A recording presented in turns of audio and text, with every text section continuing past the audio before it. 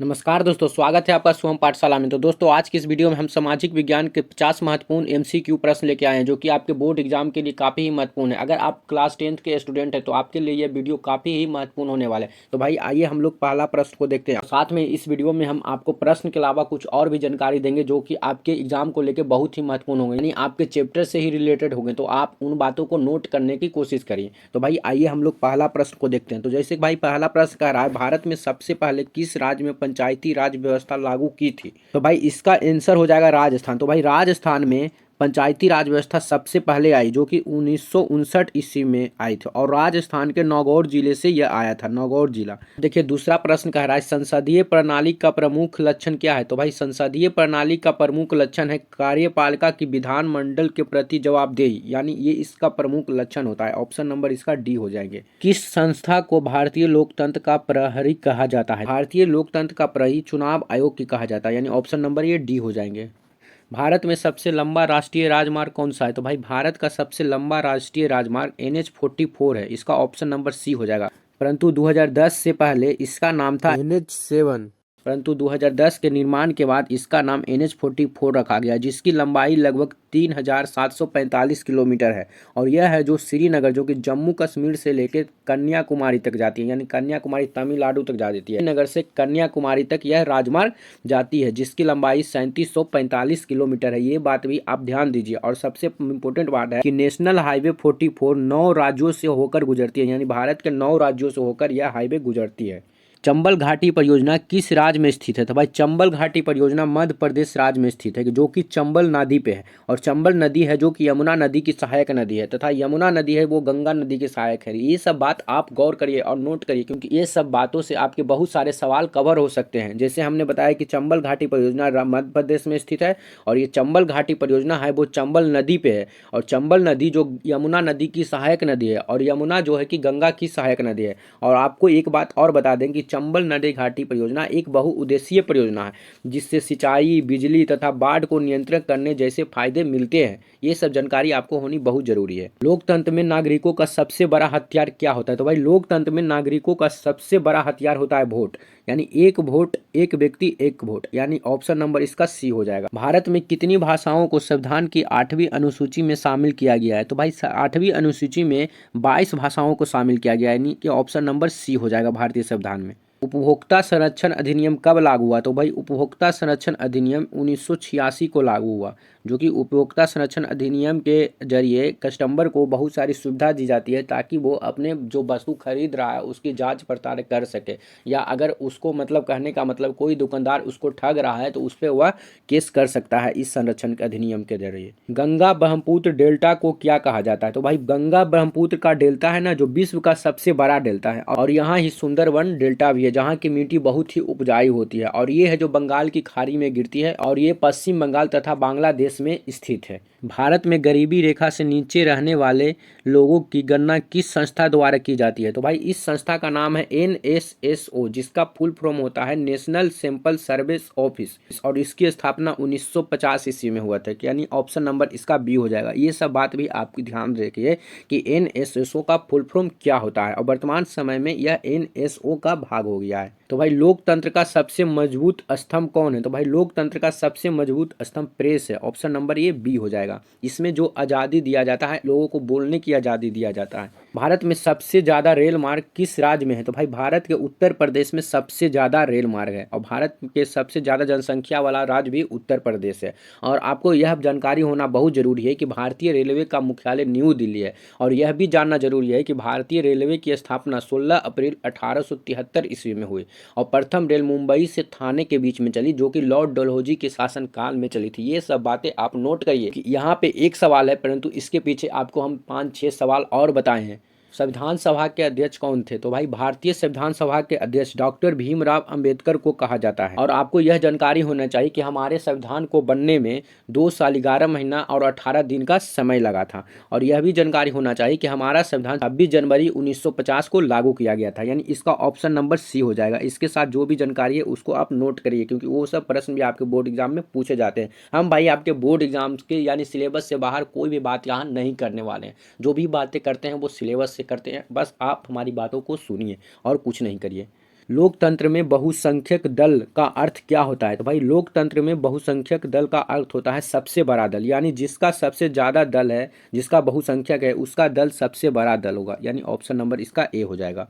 सबसे पुराना और प्रमुख सिंचाई का साधन क्या है? तो भाई सबसे पुराना और प्रमुख सिंचाई का साधन था नहर, यानी ऑप्शन नंबर बी। बहुराष्ट्रीय कंपनियां किस क्षेत्र में काम करती है? तो सबसे पहले आपको बहुराष्ट्रीय कंपनियां के बारे में बताते हैं कि वे कंपनियां होती है जो एक से ज़्यादा देशों में अपना कारोबार चलाती है, यानी एक देश में इसका कारोबार नहीं चलता, एक से ज़्यादा देश में इसका कारोबार चलता है। इनका काम करने का क्षेत्र तीनों क्षेत्र है, यानी कि कृषि, सेवा और निर्माण, यानी ऑप्शन नंबर इसका डी हो जाएगा। सभी क्षेत्र में यह काम करते हैं। भारत का राष्ट्रीय पशु कौन सा है? तो भाई भारत का राष्ट्रीय पशु बाघ है, ये ऑप्शन नंबर डी हो जाएगा। भारत में नोटों को छापने का कार्य क्या है? तो भाई RBI, reserve bank of India को नोट छापने का अधिकार है, यानी ऑप्शन नंबर ये सी हो जाएगा। मानव विकास सूचकांक कौन तैयार करता है? तो भाई सबसे पहले आपको मानव विकास सूचकांक, जिसे कि एचडीआई कहते हैं, और इसका फुल फॉर्म होता है ह्यूमन डेवलपमेंट इंडेक्स, और इसको तैयार करता है यूएनडीपी, जिसका फुल फॉर्म होता है यूनाइटेड नेशनल डेवलपमेंट प्रोग्राम, यानी कहने का मतलब है कि संयुक्त राष्ट्र विकास कार्यक्रम इसका पूरा फुल फॉर्म है। यह सभी देशों के शिक्षा, आय और जीवन प्रत्याशा को देखती है। असमान विकास किसका परिणाम है? तो भाई असमान विकास ये वैश्वीकरण का परिणाम है, ऑप्शन नंबर इसका बी हो जाएंगे। भारत में सबसे पहले उद्योग कहाँ शुरू हुआ? तो भाई भारत में सबसे पहले उद्योग है जो मुंबई में शुरू हुआ था, ऑप्शन नंबर ये बी हो जाएंगे। वोटर आई कार्ड किसके द्वारा जारी किया जाता है? तो वह निर्वाचन आयोग के द्वारा ही वोटर आई कार्ड जारी किया जाता है। लोकतंत्र का अर्थ क्या होता है? तो भाई लोकतंत्र का अर्थ होता है जनता का शासन, जनता के द्वारा बनाया गया राज्य, यानी ऑप्शन नंबर ये बी हो जाएंगे। कुटीर उद्योग का एक उदाहरण कौन सा है? तो भाई इनमें जो कुटीर उद्योग का उदाहरण है उसको हस्तशिल्प, यह एक कुटीर उद्योग का उदाहरण है, ऑप्शन नंबर ये सी हो जाएंगे। सबसे ज्यादा जनसंख्या वाला राज्य कौन सा है? तो भाई भारत का सबसे ज्यादा जनसंख्या वाला राज्य उत्तर प्रदेश है, और सबसे ज्यादा जनसंख्या घनत्व के बारे में बात करें तो ये है हमारा बिहार, और क्षेत्रफल की दृष्टि से अगर देखें तो सबसे बड़ा राज्य हमारा राजस्थान है।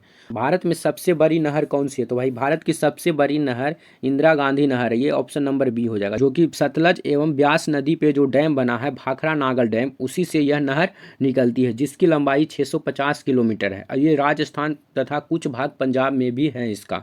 शीत युद्ध का अंत कब हुआ? तो भाई शीत युद्ध का अंत 1991 ईस्वी में हुआ था, ऑप्शन नंबर ये सी हो जाएंगे। मुद्रा किसे कहते हैं? तो भाई मुद्रा इसमें से भुगतान का एक साधन है, ये ऑप्शन नंबर डी है। सेकेंडरी सेक्टर में क्या आता है? तो भाई सेकेंडरी सेक्टर कहने का मतलब है द्वितीय क्षेत्र, तो द्वितीय क्षेत्र में होता है निर्माण कार्य, यानी जो निर्माण किए जाते हैं, ऑप्शन नंबर ये बी हो जाएंगे। भारत में राष्ट्रीय आपदा प्रबंधन प्राधिकरण कब बना? भाई यह 2005 ईस्वी में बना था, यानी ऑप्शन नंबर ये बी हो जाएंगे। जातिवाद का असर किस पर सबसे ज्यादा पड़ता है? तो यह समाज पर सबसे ज्यादा पड़ता है इसका असर, यानी ऑप्शन नंबर इसका बी हो जाएंगे। पतन किसे कहते हैं? तो भाई पतन उसे कहते हैं जहां जहाज रुकते हैं और लदते हैं, यानी ऑप्शन नंबर ये सी हो जाएंगे। भारत में कुल कितने प्रकार की मिट्टी पाई जाती है? तो भाई भारत में कुल 6 प्रकार की मिट्टी पाई जाती है, और मिट्टी के अध्ययन को हम पेडोलॉजी कहते हैं, और रेगुर मिट्टी को हम काली मृदा कहते हैं। और काली मृदा में कपास की खेती ज़्यादा होती है, और कपास सबसे ज़्यादा महाराष्ट्र में पाए जाते हैं, क्योंकि महाराष्ट्र में ही काली मिट्टी का विस्तार ज़्यादा है। चाय का उत्पादन सबसे ज़्यादा लेटेराइट मिट्टी में होती है, और लेटेराइट मिट्टी सबसे ज़्यादा असम वाले क्षेत्र में पाए जाते हैं। असम को ही चाय का बागान भी कहा जाता है। ये सब बात भी आप नोट करिए, क्योंकि ये सब भी सवाल आपके बोर्ड एग्जाम में पूछे जा सकते हैं।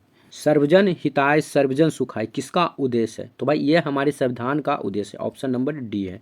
अर्थव्यवस्था के कितने क्षेत्र हैं? तो भाई अर्थव्यवस्था के 3 क्षेत्र हैं, प्रथम क्षेत्र, द्वितीय क्षेत्र एवं तृतीय क्षेत्र। देखिए 36 आता है सेज। सेज का मतलब क्या होता है? तो भाई आपको समझाएं कि सेज का मतलब होता है स्पेशल इकोनॉमिक जोन, यानी सरकार कुछ क्षेत्र को चुनती है, यानी कुछ इलाका को चुनती है जहाँ पे आपको टैक्स थोड़ा कम लेती है, यानी टैक्स में छूट देती है, जिससे वहाँ पे व्यापार ज़्यादा बढ़े और वहाँ पे निवेश ज़्यादा हो। उस क्षेत्र को विकास करने के लिए ये सरकार यह काम करती है, यानी कि विशेष आर्थिक क्षेत्र, ऑप्शन नंबर इसका सी सही आंसर है। ये विशेष आर्थिक क्षेत्र है सेज का मतलब। भारत में सबसे अधिक तांबा कहाँ पाया जाता है? तो भाई तांबा सबसे अधिक भारत के राजस्थान में पाया जाता है। भारत में किसान क्रेडिट योजना कब शुरू हुई थी? तो भाई भारत में किसान क्रेडिट योजना 1998 ईस्वी में शुरू हुई थी, यानी ऑप्शन नंबर ये बी हो जाएंगे। दक्षिण भारत की सबसे लंबी नदी कौन सी है? तो भाई देखिए दक्षिण भारत की सबसे लंबी नदी गोदावरी है, और भारत की सबसे लंबी नदी गंगा है, जिसको 2525 किलोमीटर लंबाई है। और ये यमुना है ना, वो गंगा की सबसे बड़ी सहायक नदी है, और ये ब्रह्मपुत्र है जो भारत की सबसे चौड़ी नदी है। ये सब जानकारी आपको होना चाहिए, क्योंकि आपके बोर्ड में ये सब सवाल पूछ सकते हैं। ईवीएम का पूरा नाम क्या है? तो भाई ईवीएम का पूरा नाम है इलेक्ट्रॉनिक वोटिंग मशीन, यानी ये ऑप्शन नंबर बी हो जाएंगे इसका। भारत का संविधान कब लागू हुआ? तो भाई भारत का संविधान 26 जनवरी 1950 को लागू हुआ था। भारत के संविधान के निर्माता डॉक्टर भीमराव अंबेडकर को कहते हैं। पर्यावरण संरक्षण अधिनियम कब पारित किया गया था? तो भाई पर्यावरण संरक्षण अधिनियम 1986 ईस्वी में पारित किया गया। ऑप्शन नंबर सी हो जाएंगे। निम्न में से कौन सा तत्व रेडियोधर्मी होता है? तो भाई निम्न में से यूरेनियम तत्व है ना जो रेडियोधर्मी है, यानी ये ऑप्शन नंबर सी हो जाएंगे। ग्राम सभा किस स्तर पर कार्य करती है? तो भाई ग्राम सभा है ना वो ग्राम स्तर पर कार्य करती है, यानी ऑप्शन नंबर ये सी हो जाएंगे इसका भी। तो छात्रों को दोपहर का भोजन देने की योजना का नाम क्या है? तो भाई दोपहर की भोजन को देने का नाम है मध्याह्न भोजन योजना, यानी ऑप्शन नंबर इसके सी हो जाएंगे। स्वराज पार्टी की स्थापना किसने की थी? तो भाई स्वराज पार्टी की स्थापना है ना वो मोतीलाल नेहरू और चित्तरंजन दास ने किए थे, यानी ऑप्शन नंबर ये सी हो जाएंगे। खादी आंदोलन किसने शुरू किया था? तो भाई खादी आंदोलन के बारे में आपको हम बता दें कि खादी आंदोलन महात्मा गांधी के द्वारा शुरू किया गया एक स्वदेशी आंदोलन ही था, और इसका मुख्य उद्देश्य था कि विदेशी कपड़ों का बहिष्कार करके अपने हाथों से बुना हुआ कपड़ा पहनना, यही खादी आंदोलन का मुख्य उद्देश्य था। तो भाई इसको महात्मा गांधी ने शुरू किए थे, यानी ऑप्शन नंबर सी हो जाएगा। जलियांवाला बाग हत्याकांड कहाँ हुआ था? तो भाई यह जलियांवाला बाग हत्याकांड 1919 ईस्वी में अमृतसर में हुआ था, जिसमें जनरल डायर ने निहत्थे लोगों पे बहुत सी गोलियां बरसाई थी। भारत में जलवायु परिवर्तन का मुख्य कारण क्या है? तो भाई भारत में जलवायु परिवर्तन का मुख्य कारण है मानव ही कुछ उटपटांगी करता है और जलवायु इधर से उधर हो जाती है, यानी मानवीय क्रियाएं, जैसे ज़्यादा वायु प्रदूषण, जल प्रदूषण, ये सब के कारण होते हैं। विविधता में एकता का अर्थ क्या है? तो भाई विविधता में एकता का अर्थ होता है भिन्न भिन्नता में एकता होना, यानी सभी धर्मों को यहाँ एक धर्म माना जाता है, कोई को अलग नहीं माना जाता है, सभी को एक माना गया है यहाँ। तो भाई ये रहे आपके सोशल साइंस के 50 महत्वपूर्ण एमसीक्यू सवाल, और इसके साथ आपको हम कुछ और जानकारी दिए ताकि आपके बोर्ड एग्जाम को लेकर वो भी जानकारी बहुत ही खास थी। तो भाई अगर आपको यह वीडियो अच्छी लगी हो तो शुभम पाठशाला को सब्सक्राइब जरूर करें और बेल घंटी जरूर दबाएं, क्योंकि आने वाले वीडियो का नोटिफिकेशन आपको वहीं से मिलेगा। तो भाई सब्सक्राइब करना मत भूलें। चलिए मिलते हैं एक न्यू वीडियो के साथ में।